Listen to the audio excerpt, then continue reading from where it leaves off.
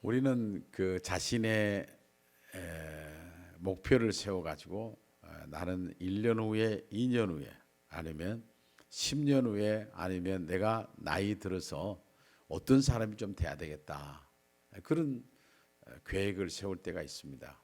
그리고 우리 자녀들은 어떻게 됐으면 좋겠다, 그런 계획을 세울 때가 있지만 그 우리의 마음대로 되느냐 그 말이죠. 가만히 생각해 보면 우리가 원하는 대로 살아가는 건 아닙니다. 성경에 보면 하나님의 뜻이란 말이 256번이나 나와요. 우리는 지금도 살아가면서 여기까지 살아왔지만은 내 뜻대로 살아온 것도 있었지만 내 뜻대로 되어지지 않는 게 너무 많잖아요. 거의가 다 내 뜻대로 된 것이 아니에요. 특별히 오늘 19번째입니다. 19번째로 지난주는 그 스데반이 죽는 장면이 나오죠. 많은 공회 앞에서 정말 살벌한 그런 가운데서 예수 그리스도를 전하고 그런 돌에 맞아 죽습니다. 그런데 그 현장에 누가 있냐면 사울이라는 사람이 있었습니다. 그런데 이걸 보면서 사울이 잘했다고, 잘 죽었다고 그렇게 얘기를 합니다. 근데 스데반은, 사울은 예수님을 모르는 사람이죠. 그렇기 때문에 하나님께서 볼 때는 이 스데반은 정말 영광스러운 죽음으로 마지막을 장식하게 됩니다. 근데 이제 그때부터 핍박이 시작됩니다. 그래서 얼마나 예루살렘 교회를 핍박했는지 방금 읽었던 말씀을 후반부를 좀 보면 이렇게 나옵니다. 사울은 그가 죽임 당함을 마땅히 여기더라. 그날에 예루살렘에 있는 교회에 큰 박해가 있어 사도 외에는 다 유다와 사마리아 모든 땅으로 흩어지니라 그랬어요. 얼마나 어려움을 이제 예루살렘 교회가 겪게 됐나 하는 것을 볼 수가 있어요. 근데 그 핍박이 얼마나 심했는가 하는 것에 대해서 3절에서는 이렇게 말합니다. 사울이 교회를 잔멸할세 각 집에 들어가 남녀를 끌어다가 옥에 남기니라. 이 잔멸이라고 하는 이 단어는 특별히 원어적인 부분을 보면은 이 멧돼지가 그 안에 이제 들어가서 엉망으로 만들었다는 거예요. 다시 말하면 사울이라는 사람이 교회에 들어와 가지고 교회를 엉망으로 만들어 버린 거예요. 그러니까 이 견딜 수가 없는 거예요. 도망가지 않으면은 죽을 수밖에 없는 상황이 벌어졌다 그 말입니다. 그래서 사람들이 그 핍박을 피해서 거기서 예루살렘에서 떠나게 됩니다. 하나님께서 우리가 생각지 못하는 그 하나님의 뜻이 이루어지는, 말씀이 실현되는, 말씀이 그 이제 성취되는 것은 예수님께서 이 땅에 오셔서 우리를 십자가에 죽으시고 그리고 부활하셔서 이 땅에 40일간 계시면서 제자들을 향해서 말씀하셨어요. 그 말씀이 뭐냐면 사도행전 1장 8절에 이렇게 말씀합니다. 오직 성령이 너희에게 임하시면 너희가 권능을 받고 예루살렘과 유다와 온 유대와 사마리아 땅끝까지 이르러 내 증인이 되리라 그랬습니다. 되리라 그랬습니다. 그러면서 그들에게 얘기할 때 정말 그들에게 말씀하시기를 너희들이 성령을 기다리라. 그래서 이 성령을 기다리는 이 120문도가 거기서 성령 충만을 받고 놀라운 역사들이 막 일어나게 되잖아요. 이 정도면 됐다고 생각할 때 하나님께서는 확 흩어버린 거예요. 사울이라는 사람을 통해서 확 흩어버린 거예요. 여러분, 우리가 개인적으로도 마찬가지예요. 교회적으로도 마찬가지입니다. 개인적으로 볼 때 이 정도면 됐다. 이 정도면 내가 지금까지 살아오면서 많은 수고도 했는데 이제는 나는 좀 쉬어도 되지 않아? 성경은 그렇게 말하지 않습니다. 하나님께 그렇게 말하지 않아요. 그런데 그들이 흩어졌을 때 예루살렘에서 흩어져서 온 유대와 사마리아 땅끝까지 가는 거예요. 도망가는 거예요. 어떻게 그렇게 보낼 수 있어요? 근데 그 안 죽으려고 그렇게 도망갔던 것이죠. 그런데 이 빌립 집사가 있었는데 특별히 7 집사 가운데 스데반은 죽고 빌립 집사가 어떻게 했는가? 도망가게 된 거예요. 사실은 5절부터 보면 이렇게 말합니다. 빌립이 사마리아 성에 내려가 그리스도를 백성에 전파하니 무리가 빌립의 말도 듣고 행하는 표적도 보고 한 마음으로 그가 하는 말을 따르더라 그랬어요. 사람들이 빌립이 이야기를 해요. 이야기를 하니까 사람들이 그 말을 듣고 막 예수 믿는 사람이 많아지게 됐다. 집사입니다. 집사가 그렇게 한 거예요. 자, 교회를 다닌 사람과 복음을 아는 사람이 다르다고 말이죠. 복음이라는 건 예수 그리스도를 이야기하는 거예요. 복음을 모르고 교회에 다닌 사람이 있다라고 하는 사실입니다. 그런데 복음을 전하니까 사람들이 예수 그리스도를 영접하였다. 다시 말하면 복음은 예수 그리스도니까.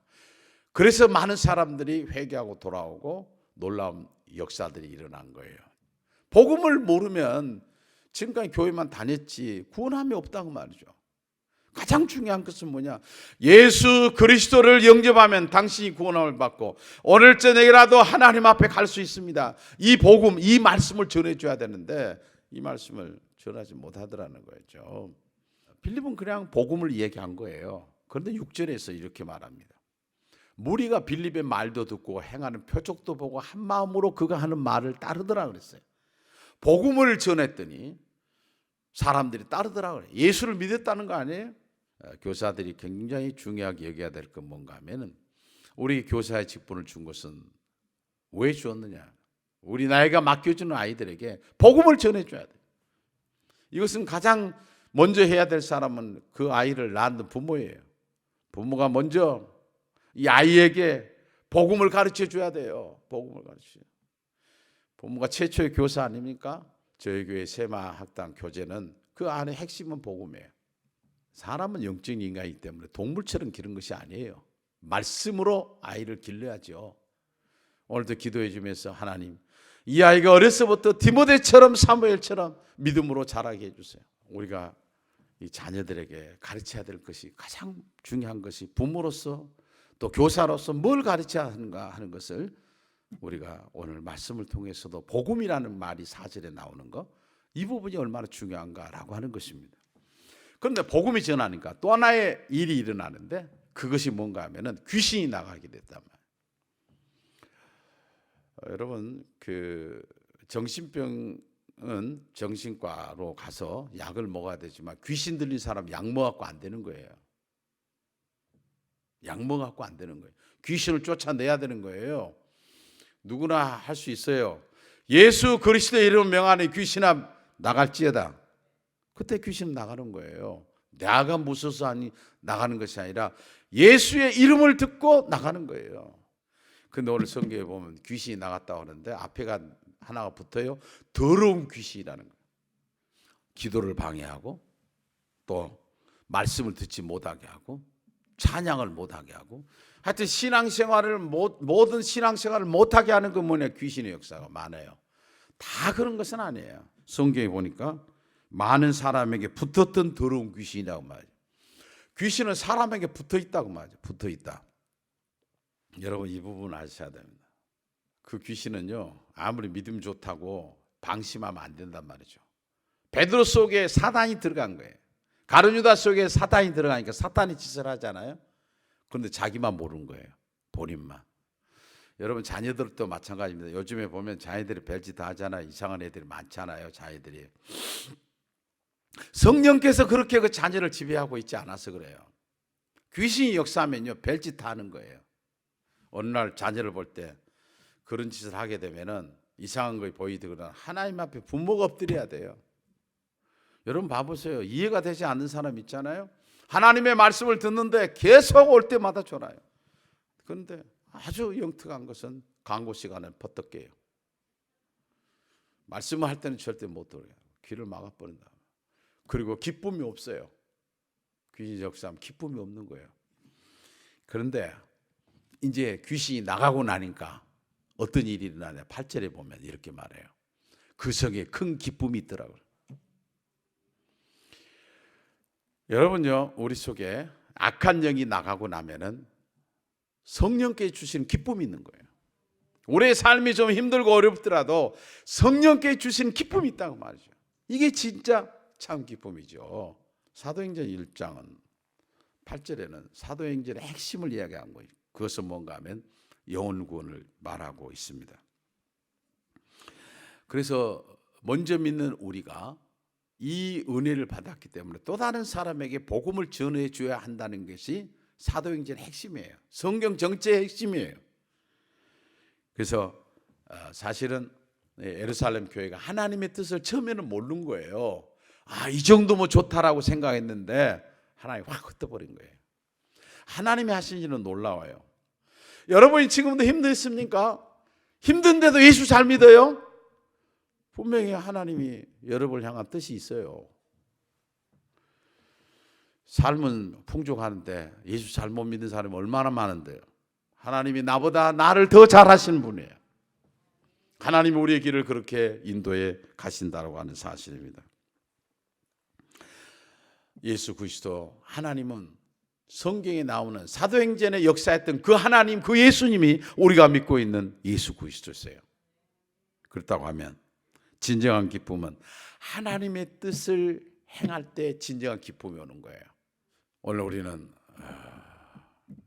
빌립이나 예루살렘 교회가 흩어졌던 것은 자기들의 의지가 아니었어요. 하나님께 그렇게 하셨어요. 그리고 그들에게 큰 기쁨을 주셨던 거예요. 그들은 자기 인생 자체가 하나님이 원하는 것을 해가고 있었던 거예요. 올해 2021년. 올해는 우리가 좀 힘들다고 해도 지난 한 해도 힘들게 살았지만은 정말 힘들어도 삶은 힘들더라도 하나님 주시는 큰 기쁨을 가지면 넉넉히 이기고 남을 줄 믿습니다. 하나님 주시는 큰 기쁨 가지고 승리하는 하나님의 사람들이 다 되시기를 주님의 이름으로 축원합니다.